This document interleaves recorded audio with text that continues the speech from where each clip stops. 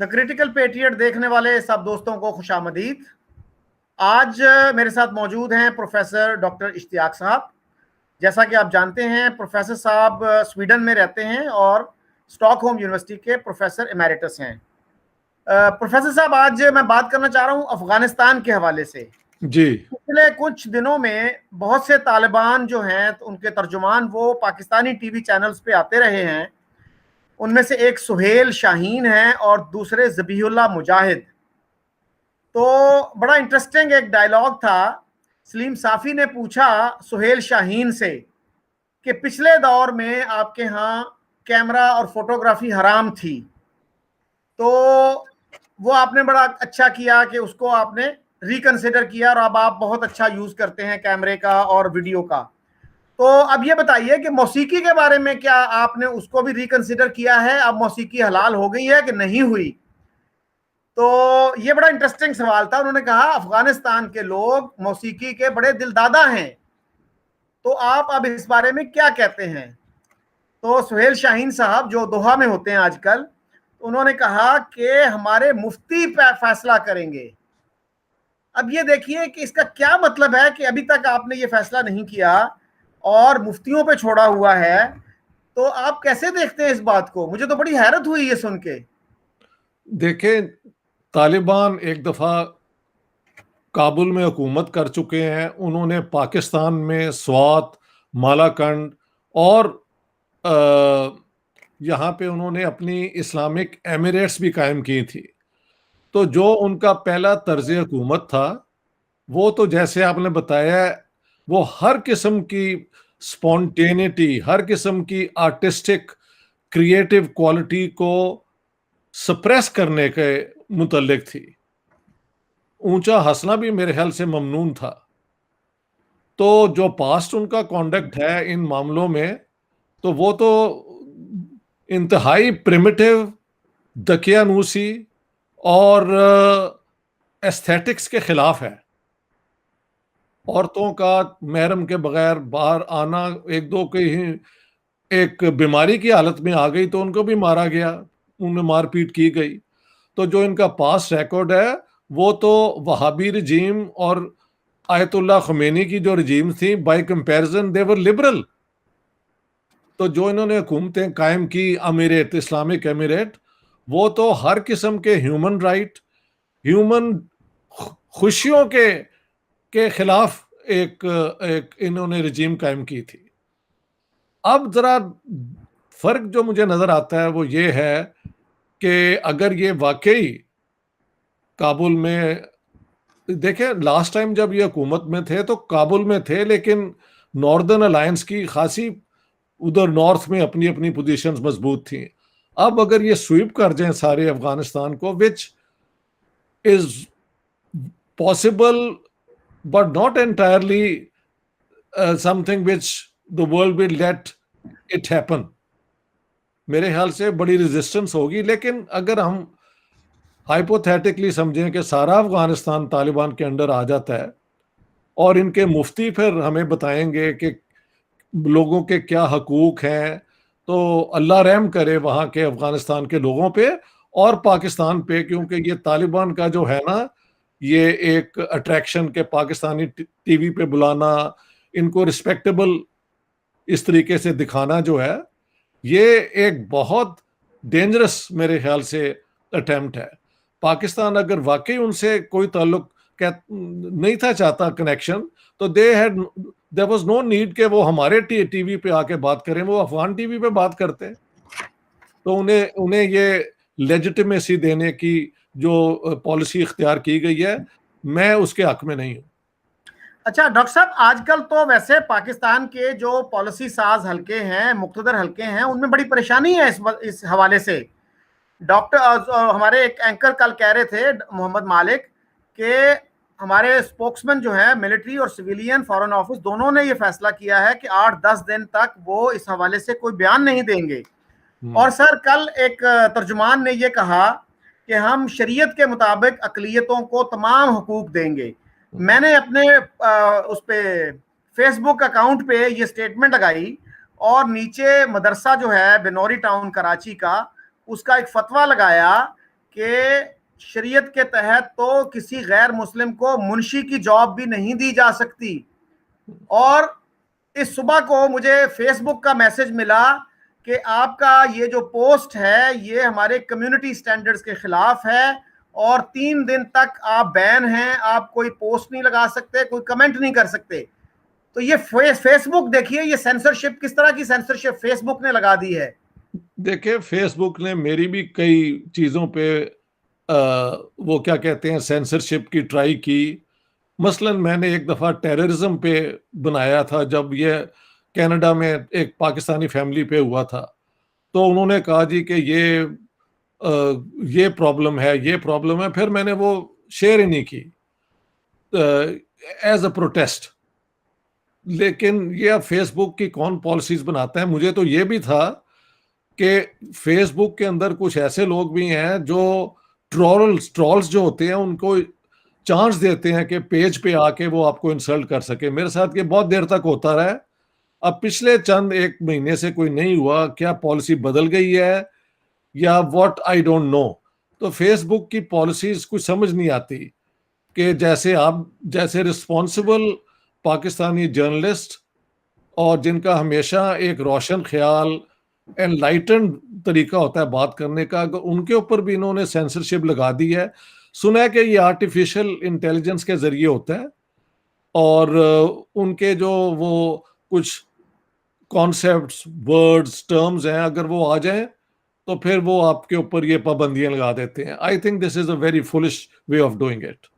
या मैं तो बहुत एडमायर करता हूं फेसबुक को, इतना जबरदस्त प्लेटफॉर्म है। लेकिन बेशक ये जब से उन्होंने ये सिस्टम किया है, टेक्नोलॉजी का यूज कर रहे हैं वो, और इस तरह से बिल्कुल आर्बिट्रेरी कर रहे हैं, तो आर्बिट्ररी फ्री स्पीच को बहुत नुकसान पहुंचा रहे हैं ये। बहुत पहुंचा रहे हैं नुकसान। I agree, I agree. अच्छा सर, एक और बात मैं आपसे करना चाह रहा था इसी हवाले से। कल ये जो इंटरव्यू था जबीउल्लाह मुजाहिद का मोहम्मद मालिक के साथ, अच्छा, उसमें एक अफगान जर्नलिस्ट है समी यूसुफजई, वो भी बड़े अरसे से अफगानिस्तान को फॉलो करते आ रहे हैं, उर्दू भी अच्छी बोल लेते हैं। तो वो भी बहुत ही परेशान थे इस हवाले से। वो कहने लगे कि देखें, ज़बीहुल्लाह मुजाहिद ने ये बात क्लियर कर दी है कि उनके नज़रियात में कोई तब्दीली नहीं आई, जबकि उनके जो अपोलोजिस्ट हैं, जो वकीलाने सफाई बल्कि, वो ये कह रहे हैं कि नहीं नहीं नहीं नहीं, अब तालिबान बदल गए हैं। वो खुद ये कह रहे हैं हम में कोई तब्दीली नहीं आई, हमारे नजरियात वही हैं। तो समी यूसुफजई ने यही बात की कि इनके पास कोई विजन नहीं है, कोई कैपेसिटी नहीं है गवर्नेंस की, और ये अफगानिस्तान के लिए बहुत ही एक बुरी खबर होगी अगर ये काबुल पे कब्जा कर लेते हैं। तो क्या अफगानिस्तान की किस्मत खराब है, अमन नहीं है इनकी किस्मत में? कैसे देखते हैं सर? ये बहुत ही एक फ्रस्ट्रेटिंग चीज है। जी, मेरा दिल जो है वो अफगान लोगों के इतने सालों से पता नहीं क्या हिम्मत है उनके अंदर कि वो ये रोज खून बहता है और ये ज्यादती उनके साथ हो रही हैं।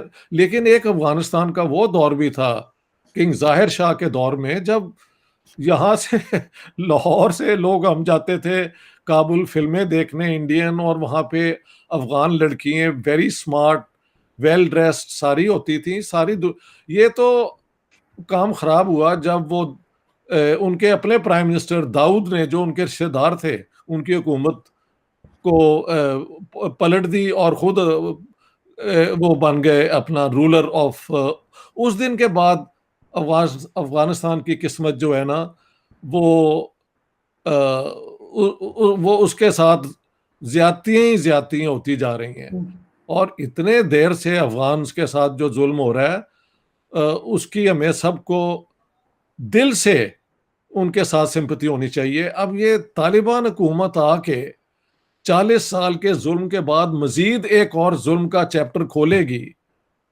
तो ये तो बहुत दुख की बात है। नाटजी आए, 4-5 साल में उन्होंने बहुत जुल्म किया, दुनिया को बहुत नुकसान हुआ, लेकिन देवर एलिमिनेटेड, खत्म हो गए वो। ये जो तालिबान है और इस किस्म की तंजीमें जो हैं, इनकी लॉन्गेविटी बहुत ज्यादा है। यानी यहां से आप खत्म करें, ये फिर दोबारा आ जाते हैं। उसकी वजह है कि जब तक ये वेस्ट के पाले हुए हैं, ये मुझे बार बार कहना चाहिए। आपसे मैं उम्र में बड़ा हूं, और मैं जिस लाहौर में बड़ा हो रहा था मुझे याद है ये इस किस्म की बातें करने वाले जो हैं उनको चाय पिला के उनकी बातें हम सुनते थे। नोबडी टुक देम सीरियसली कि इस्लामिक निज़ाम आएगा ये वो। नोबडी थॉट कि इस तरह होगा। ठीक है, मुस्लिम एक स्टेट होगी पाकिस्तान और ये और वो, that we all understood, but ये primitive Islamism nobody took them seriously. लेकिन इन सारों को तैयार करना, इनकी तंजीमें बनाना, इंटरनेशनल मुजाहिदीन को ट्रेन करना, अब that monster is everywhere and that ideology is everywhere. और एक दफा जब आपको यकीन हो जाए कि अल्लाह ने आपको ये हुक्म दिया है कि आप इस तरीके से इस्लाम फैलाएं, तो वो उस पर बिलीव करते हैं। व्हाट इसके पे क्या हो सकता है? तो सर उनसे पूछा गया जो तहरीके तालिबान पाकिस्तान है जबीउल्लाह मुजाहिद साहब से, उसके बारे में आप क्या कहते हैं? उन्होंने बड़ा ही चालाकी से जवाब दिया कि ये पाकिस्तान का अंदरूनी मसला है, ये हमारा मसला नहीं है। और मैं हैरान था कि हमारे जो एंकर हैं मालिक साहब, उन्होंने मजीद ये नहीं पूछा कि भाई उन्होंने जो कुछ पाकिस्तान में किया है आप उसको कंडेम करते हैं कि नहीं करते। पाकिस्तान में बहुत ही अजीब सूरत हाल है। ज्यादातर पाकिस्तानी अफगान जो तालिबान हैं उनको तो एडमायर करते हैं, जो पाकिस्तानी तालिबान हैं उनको कंडेम करते हैं, उनको कहते हैं जी ये अमेरिका और इंडिया के जो है ना वो हैं पेरोल पे हैं, इनको अमेरिका और इंडिया वाले पैसे देते हैं। तो क्या अफगान तालिबान से हम ये मुतालबा नहीं कर सकते कि भाई क्या आप ये समझते हैं कि पाकिस्तानी तालिबान का आपसे कोई ताल्लुक नहीं और वो इंडिया और अमेरिका के पेरोल पे हैं, उनसे पैसे लेते हैं? तो हमारे जर्नलिस्ट इतना सिंपल सा सवाल भी क्यों नहीं कर सकते? अब ये तो मुझे नहीं पता उनकी क्या मजबूरी है कि ये सवाल हो सकता है ये नहीं हो सकता, लेकिन मैं एकदम यही सोच रहा था आपकी तरह कि अगर मैं वहां होता तो मैं उनसे ये सवाल करता। अब मालिक साहब वैसे तो मैं उनको फॉलो करता हूँ, सीरियस जर्नलिस्ट हैं, अच्छे आदमी हैं, उनके साथ ज्यादतियां भी हुई हैं, लेकिन I don't know why he didn't do it. कुछ कुछ इनकी रेड लाइंस होती हैं जो नहीं ये क्रॉस कर सकते, ये मसला है शायद। मतलब इतना बड़ा इशू है ये, और हम दिन रात ये कहते हैं जी ये तालिबान जो है ना ये टेररिस्ट हैं और ये खारजी हैं, जैद हामिद साहब जैसे लोग जो हैं दिन रात ये कहते हैं। और हम फिर अफगान तालिबान से जब हमें इंटरव्यू का मौका मिलता है तो उनसे नहीं पूछते कि भाई आप इनको खारजी समझते हो, टेररिस्ट समझते हो, नहीं समझते हो। बात यह है कि एक जमाने में, जैसे मुझे याद है, पाकिस्तान में तो एक पॉलिसी थी, good Taliban bad Taliban. Good Taliban वो थे जो इनकी बातें अफगानिस्तान के अंदर करते थे। वो कौन थे? मेरे ख्याल से वो तो पाकिस्तानी तालिबान ही हो सकते हैं। और उस जमाने में था कि अफगान तालिबान जो हैं वो पाकिस्तान के अंदर ये करवा रहे हैं। आई कुड बी रॉन्ग, लेकिन ये गुड और बैड वाली कैटेगरी तो पाकिस्तान में इस्तेमाल हुई है। अब अगर पाकिस्तानी तालिबान अब बैड तालिबान है तो उसके ऊपर भी पाकिस्तान की पॉलिसी क्लियर होनी चाहिए कि हम इनको सांस भी नहीं लेने देंगे। They will have no chance. उनको टीवी पे लाने की क्या जरूरत है? वन वे और अनदर आ जाते हैं ना वो। अच्छा सर, एक और बड़ी इंटरेस्टिंग बात उन्होंने की जी। उन्होंने कहा कि दाइश हमारा दुश्मन है और ये तकफीरी गिरोह है और ये एक फितना है, अच्छा। हम इसको खत्म करेंगे। अब दूसरी तरफ आप ये देखिए कि मौलवी अब्दुल अजीज लाल मस्जिद जो है इस्लामाबाद की, वो तालिबान के भी मद्दाह हैं, अलकायदा के भी मद्दाह हैं, दाइश के भी मद्दाह हैं। उनकी वहां पे तालिबात ने एक गाना भी बनाया था, दफ पे वो गा रही थी, अल दाइश के जो लीडर थे अबू बकर बगदादी उनको खुशामदेद कह रही थी। तो अगर ये एक तकफीरी गिरोह है, मुसलमानों का दुश्मन है, फितना है, तो फिर क्या कंट्राडिक्शंस हैं? हम किस तरह का मुआशरा है, हम किस तरह के लोग हैं ये? देखिए, दाइश बेसिकली तो आपको पता है इराक से ये शुरू हुआ, और ये सदाम हुसैन के वो सोल्जर जिनको शिया राइज की वजह से इराक में आइसोलेट हो गए, तो उनका ये कमबैक था सियासी तौर पे। जाहिर है यहाँ के हमारे जो इस्लामिस्ट हैं उनको तो वो उनके हीरो होने चाहिए। मुझे ये लगता है कि हो सकता है दाइश ने कोशिश की हो तालिबान के साथ साथ अपनी एक कंस्टिट्यूएंसी अफगानिस्तान में बनाने की। जो महल तालिबान नहीं चाहते अब, क्योंकि पहले अलकायदा की वजह से दुनिया में जो उनके साथ हुआ, वो they don't want to do it. वो चाहते हैं तालिबान जो है वो अफगानिस्तान में तो टोटल उनका रूल हो, और उन्हीं के जरिए दुनिया के साथ अफगानिस्तान के रिलेशनशिप जो है वो बने। मुझे कुछ इस किस्म की समझ आती है कि वायद तालिबान अब दाइश के खिलाफ है। मैंने सर एक वीडियो देखी जिसमें कि दाइश के और तालिबान के जो है ना वो दिखाया गया इख्तलाफात, जी और उन्होंने एक दूसरे के लोग मारे हैं, फांसियां दी हैं। जी जी बिल्कुल, तो ये ऐसे ही वो एक करते हैं। दूसरे को बिल्कुल भी पसंद नहीं करते। मुझे पता है, ये वो लोग हैं जो अफगानिस्तान के अंदर compete कर रहे हैं आपकी मर्जी अब। यस। हाँ, वही मैं कह रहा हूं ना कि तालिबान डू नॉट वांट कि कोई कंपेटिटिव इस्लामिक ऑर्गेनाइजेशन वहां पे हो। इस दफा नहीं, they just want the whole of Afghanistan for themselves. और उसके बाद जो उनकी पॉलिसीज होंगी, यानी शरिया के मुताबिक अगर आप नॉन मुस्लिम के साथ ट्रीटमेंट करेंगे तो उसकी क्या पॉसिबिलिटीज हैं। जाहिर है जो स्पेन में हुआ, और उसको तो ये मानते नहीं है। इनका मॉडल वही होगा जो है कि तालिबान जो गैर मुस्लिम है वो मुसलमानों में रह सकते हैं, लेकिन एक मातहत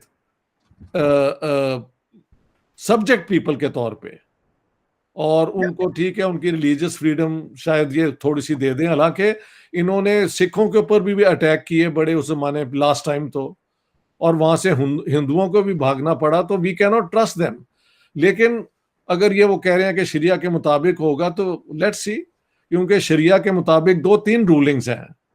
एक रूलिंग तो ये है कि अगर ये जजिया देना शुरू कर दें तो इनको ना आप छेड़ें, ये अपना मजहब कायम रख सकें।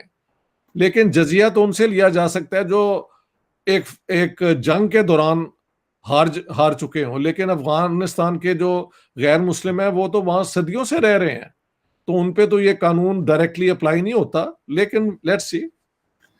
अच्छा सर, सुहेल शाहीन ने ना बार बार ये बात की कि हमारी जो कोशिश थी, जिद्दोजहद थी, वो सारी इस्लामी निज़ाम के लिए थी। जी लेकिन फिर वो ये नहीं बताते कि इस्लामी निज़ाम से मुराद क्या है।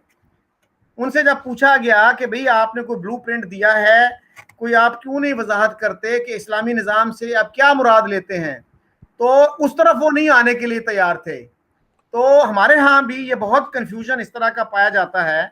पाकिस्तान में भी बहुत से लोग जो हैं वो इस्लामी निज़ाम के हामी हैं, लेकिन जब आप उनसे तफसील पूछें, 4-5 ऐसे लोगों को आप एक जगह बिठा लें जो इस्लामी निज़ाम के हामी हैं, तो उनका आपस में भी इत्तेफाक नहीं होगा। तो मेरा ख्याल है कि अगर हमारे जर्नलिस्ट किसी अफगान का इंटरव्यू कर रहे हैं, तालिबान के लीडर का, तो उस पर उनको जोर देना चाहिए कि भाई इस्लामी निज़ाम तो आपने कह दिया, इस्लामी निज़ाम की 10-12-15 चीजें भी तो हमें बताओ कि उसमें क्या करोगे। वो इस तरफ नहीं आते, वो जो कहते हैं ना जी, the devil is in the detail. बात तो ये है, जी मुझे याद आ रहा है, अगर आप इजाजत दें, जी तो मोहम्मद अली जिन्ना ने भी कभी नहीं था बताया कि पाकिस्तान किस किस्म की मुस्लिम स्टेट होगी। ये मुसलमानों का तरीका है कि नेवर ले डाउन, क्योंकि अगर वो ले डाउन कर दें अपने प्रिंसिपल्स तो उनके हक में और उनके खिलाफ क्लियर लाइंस ड्रॉ हो जाती हैं ना। तो दिस इज ऑल पॉलिटिक्स, कि आप कहते जाएं इस्लामिक निज़ाम, लेकिन उसकी डिटेल्स आप मत बताएं, क्योंकि जब आप पावर में आ जाएंगे तो फिर डिटेल्स और एप्लीकेशन तो आपके हाथ में होगी ना, and then you can decide. उससे पहले बताने की क्या जरूरत है? कुछ लोग आपके हक में हो जाएं, कुछ खिलाफ हो जाएं। पाकिस्तान मूवमेंट तो इसी प्रिंसिपल्स पे कामयाब हुई थी कि सबको साथ मिला लिया और मुख्तलिफ किस्म के वादे कर दिए। अब ये हो रहा है कि इस्लामिक निज़ाम होगा, लेकिन उसकी क्या डिटेल्स होंगी, क्या उसके 10-12 पॉइंट जैसे आप वो नहीं बताना चाहते, बिकॉज जब तक वो पूरी ग्रिप ना ले लें अफगानिस्तान पे, they don't want to lay down the cards. ये भी हो सकता है कि उन्होंने इस पे सोचे ही कोई नहीं कि वो क्या तो होंगी। हाँ जी जिन्ना साहब का भी बड़ा दिलचस्प है कि एक तरफ तो वो कह रहे थे, उन्होंने कहा पाकिस्तान को कि ये प्रीमियर इस्लामिक स्टेट है, बिल्कुल। और दूसरी तरफ जो है उनके सर वजीर कानून जो थे वो मौलाना शबीर अहमद उस्मानी को नहीं बनाया उन्होंने, वो एक हिंदू को बना दिया, जोगिंदर नाथ मंडल को। ये अगर भी यार, ये भी आपकी बात जो है ना, ये ज्यादा एक जर्नलिस्टिक सी बात है। हैव जी यू स्टडीड कि जोगिंदर नाथ मंडल को बना तो दिया, Was he ever given any serious task कि वो पाकिस्तान की कॉन्स्टिट्यूशन बनाएं या लीगल सिस्टम को? No, not at all. He was simply a decoration piece. मेरा एक वो है जोगिंदर नाथ मंडल पे वीडियो जो मैंने अब्बास हैदर के साथ किया था, वो मैं उसके बाद आपको भेज देता हूं, आप वो देख लें. ये बिल्कुल कंपैरिजन नहीं है जिस तरह डॉक्टर अंबेडकर को हिंदुस्तान ने बनाया और फिर इंडियन कॉन्स्टिट्यूशन को कहा जाता है, और राइटली सो, कि doctor Ambedkar is the architect. यहां पे तो बेचारे जोगिंदर नाथ मंडल को कोई ना जिना के दौर में और लियाकत अली के दौर में तो उन्हें ओपनली बैडली ट्रीट किया गया ना. तो जोगिंदर नाथ मंडल को बना देना इज नो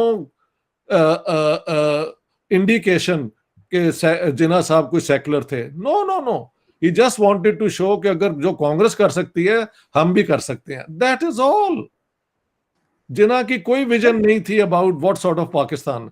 इसीलिए रोज झगड़ा क्यों होता है इंडिया में? जो झगड़ा है वो तो है या सेकुलर या हिंदू राष्ट्र. क्लियर लाइंस हैं कि नहीं? हमारे यहाँ तो कोई क्लियर लाइंस है नहीं है.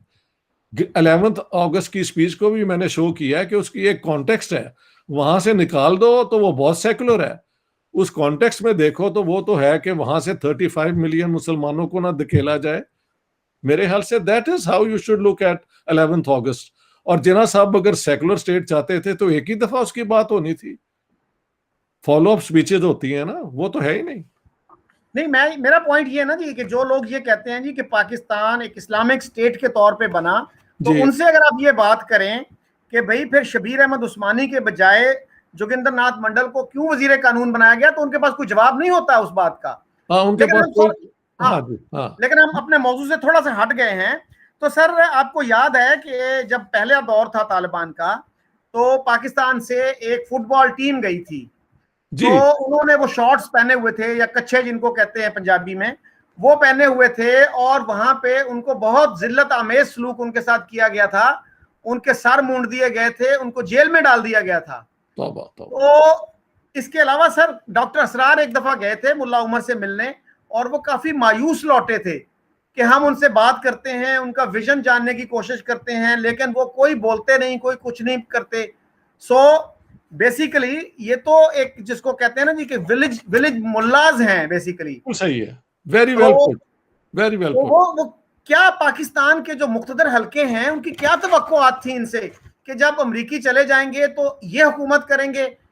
They want obscurantist people to rule Afghanistan. हाँ, बड़ी अच्छी बात है. मैंने गैरिंडन स्टेट किताब अगर आप पढ़ें, उसमें मैंने इंडिकेट किया है कि जब ये तालिबान पहली दफा हुकूमत में आए तो सिर्फ पाकिस्तान, सऊदी अरेबिया और यूनाइटेड अरब ये इन्होंने एक्सेप्ट किया. ठीक है, बाकी कोई फोर्थ वर्ल्ड स्टेट ने इन्हें नहीं एक्सेप्ट किया.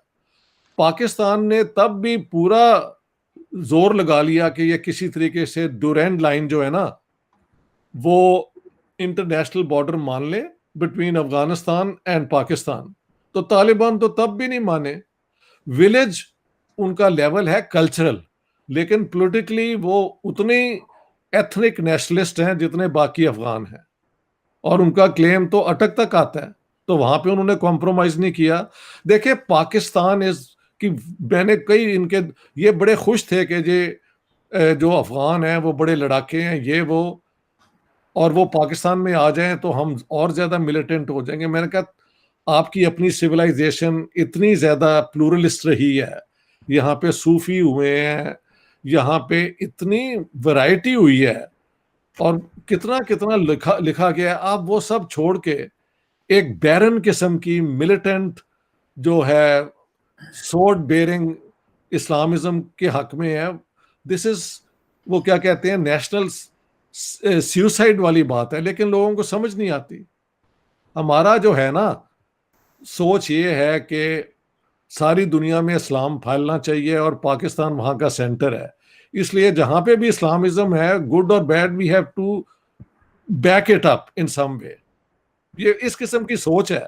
जब इनके अपने यहाँ पे टेररिज्म शुरू होगी या यहाँ पे, फिर देखें क्या करते हैं ये. But it will be too late. अभी 2 दिन पहले ना जी हमारे एक टीवी पे खबर चल रही थी कि अमरीकियों के इनखला के साथ ही अफगानिस्तान में इंतशार की लपेट में आ गया। ओके। तो पहले हम ये कह रहे थे कि जी अमरीकी वापस चले जाएं, यहाँ पे दूध और शहद की नहरें बहना शुरू हो जाएंगी। और अब हमें फिक्र लग गई है कि अब क्या होगा। और not only Pakistan sir, China भी परेशान है, इंडिया भी परेशान है, रशिया भी परेशान है और ईरान भी परेशान है कि अब क्या होगा। तो सर आपके ख्याल में क्या हल हो सकता है? क्या ये अच्छा हल नहीं होगा कि अगर ये सारे मुल्क जो हैं ये इसरार करें कि अफगानिस्तान में अर्ली इलेक्शंस करवा दिए जाएं और जो उसका रिजल्ट ना माने उसका बाइकआउट किया जाए बैनुल अक़वामी तौर पे? तो मेरे ख्याल में तो ये वाहिद हल है, वरना इसके अलावा जो है वहां पे खूनरेजी होगी, फसाद होगा और हमसाया मुल्कों के लिए इंस्टेबिलिटी और अदम इस्तेहकाम का बायस होंगी ये सारी चीजें। बात यह है, फ्री और फेयर इलेक्शंस कराने के लिए कौन सी फोर्सेस होंगी? क्या यूएन अपने बंदे भेजेंगे? ये जो नेबरिंग मुल्क हैं इनकी कोई टीम बनेगी? अगर आप अफगानों तक छोड़ें तो वो तो कभी फेयर एंड फ्री इलेक्शंस होंगे नहीं। अगर होंगे तो वो बड़े डिवाइसिव होंगे between the Taliban and those who are against the Taliban. हाँ, इससे पहले अगर एक, जैसे पाकिस्तान ने डिमांड किया था कि विद इन अ मंथ ये एक पीस प्लान लेके आ रहे हैं, अगर वो तैयार हो जाए जल्दी से जल्दी और मौजूदा अफगान हुकूमत के साथ एक एग्रीमेंट हो जाए, उसके बाद दोनों मिलके इलेक्शन करवाएं, वो बेहतर है मेरे तो मेरा ख्याल। तो हाँ जी। जी मेरा तो ख्याल यही है कि इलेक्शन के अलावा कोई जी। हल नहीं है। वरना जो है ना हम जबानी जमा खर्च तो बड़ा कर रहे हैं कि जी हम उसको हुक्मरान मानेंगे जिसको अवाम ये हक देंगे। अवाम किस तरह हक देंगे? ठीक है। तो मेरा तो ख्याल है कि अमेरिका को भी और बाकी जो हमसाया मुल्क हैं ईरान, पाकिस्तान, रशिया, चाइना, उन सबको इस पे करना चाहिए कि बिल्कुल। यूएन की फोर्सेज आ जाएं और वो बिल्कुल। इलेक्शन करवा दें। बिल्कुल सही है, मैं इसके हक में हूँ। यही मैंने तो आपसे आर्ग्यू किया था कि this is the only way. अगर इलेक्शन होना है तो फ्री और फेयर इलेक्शन के लिए बाहर से यूएन की तरफ से, और यूएन ने कई दफा इलेक्शन करवाए भी हैं दुनिया में, वो भेज सकते हैं अपने लोग। और उसके बाद जो भी फैसला हो, सिर्फ इलेक्शन का रिजल्ट ही नहीं हो, उससे पहले एक कोड ऑफ एथिक्स भी होता है। देखिए पाकिस्तान की एक, आपको पता है कि जब 1970 का इलेक्शन हुआ है तो वो 6 पॉइंट प्रोग्राम जो अवामी लीग का था उसको बैन नहीं किया गया कि ये पाकिस्तान की यूनिटी के खिलाफ है, उस पर इलेक्शन होने दिया गया। और जब इलेक्शन के रिजल्ट ने अवामी लीग को मैंडेट दे दिया तो फिर उन्होंने उसको हुकूमत नहीं दी और मिलिट्री एक्शन किया। तो मेरे ख्याल से इससे पहले एक कोड ऑफ, वो क्या कहते हैं, एथिक्स, और कि इसके विद इन दिस फ्रेमवर्क आप इलेक्शन कैंपेन कर सकते हैं, वो भी एग्री हो जाना चाहिए महल। Two things, free and fair elections और इलेक्शंस की बुनियाद क्या होगी उस पर भी एक एग्रीमेंट होनी चाहिए। ये दो चीजें हो जाए तो they are the best guarantee. So thank you very much doctor Ishtiaq साहब, आपने बड़े शॉर्ट नोटिस पे मुझे वक्त दिया, मैं आपका बहुत शुक्रगुजार हूँ। इसी के साथ मैं अपने व्यूअर से इजाजत चाहता हूँ। खुदा हाफिज। All the best. खुदा हाफिज।